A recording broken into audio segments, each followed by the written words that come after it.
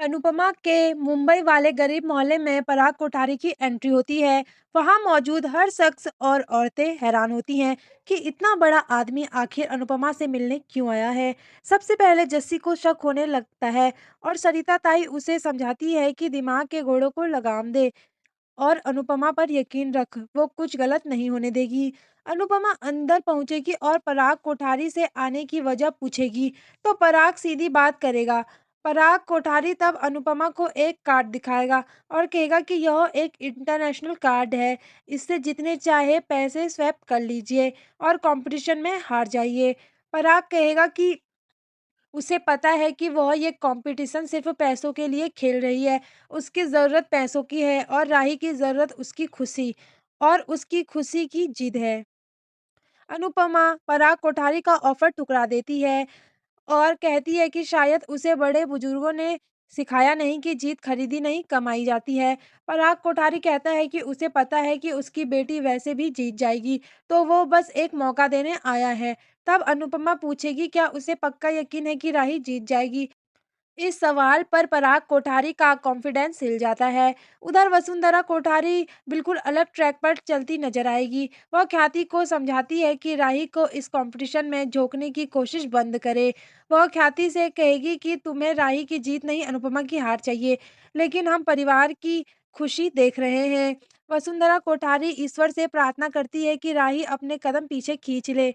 वह कहती है कि उसने कभी सोचा भी नहीं था कि उसकी बहू अपनी माँ और घरवालों को छोड़कर कोठारी परिवार का साथ देगी। मोटी बा को राही के प्रति सहानुभूति और प्यार आता है और साथ ही साथ उसे यह भी डर सताता है कि यह कंपटीशन उसकी बहू और बेटे का तलाक ना करा दे, क्योंकि इस कंपटीशन को घर के लोगों ने जंग का मैदान बना दिया है। वहीं दूसरी ओर शाहनिवास में इस बात को लेकर बहस छिड़ जाती है कि अनुपमा को वापस इस घर में लौटना चाहिए या नहीं।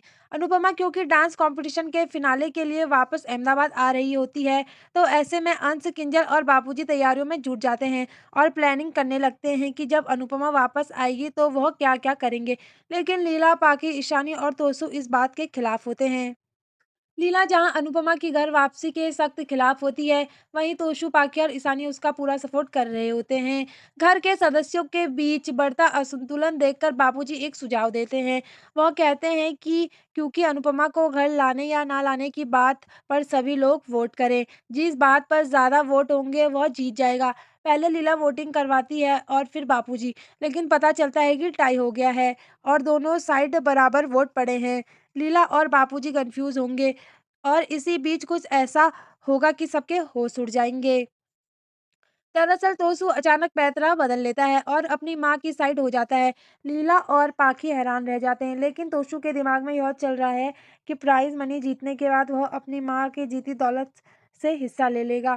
फाइनली यह तय किया गया है कि अगर अनुपमा शाह निवास में अपनी मर्ज़ी से आना चाहेगी, तो उसे कोई नहीं रोकेगा।